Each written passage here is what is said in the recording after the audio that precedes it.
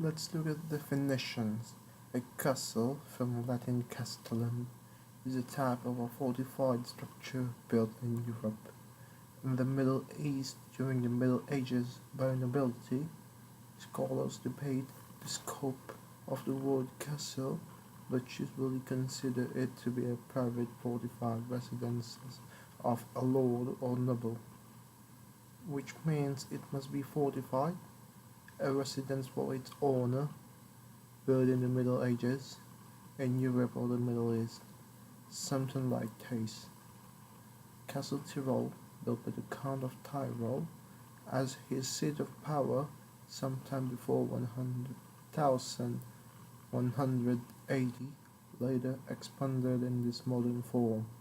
However, this definition is, just like Wikipedia says, often debated, and you will find many people, including myself, calling this a castle. Himeji, or in Chinese, is one of the many castles in Japan, but is among the best preserved, most ancient, and well more beautiful ones. That's with castles. Now let's take a look at palaces.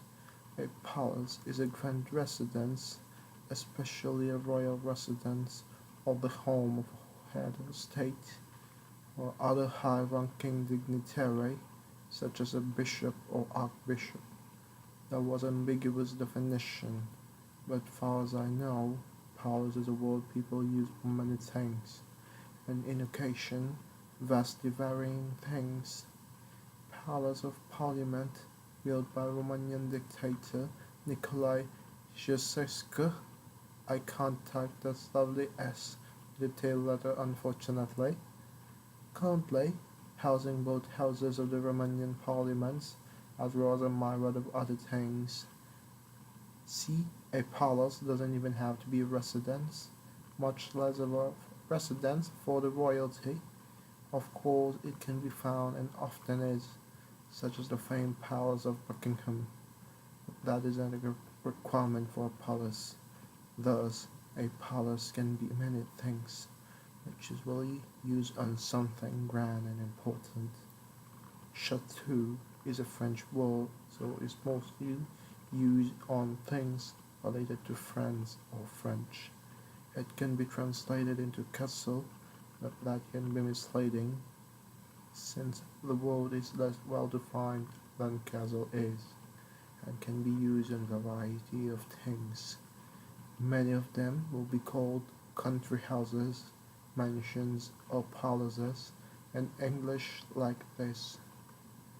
Chateau de Chambord, which is one of the grand country house than an actual castle. Problem is, chateau can be used on actual castles like the Chateau Gaillard, built by the legendary King Richard the Lionheart.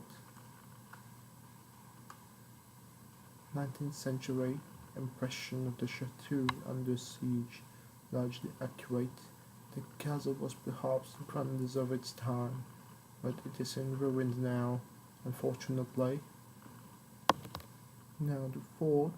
The word fort comes from the Latin word fortis, means strong. In modern times, a fort usually denotes a fortified structure that is used as a defense and deterrent, and has been built by just about agriculture throughout our history, while in today, perhaps the most iconic example for today are the many stars forts throughout Europe and its many colonies. A product of its time, it was a turbulent time indeed. A fort is thus a structure intended only primarily for defense. As for fortresses, it comes from the same root as the word fort, with the ess suffix, denoting a noun of a quality of condition. In modern usages, this word is often used as a metaphor, otherwise it is generally interchangeable with the word fort.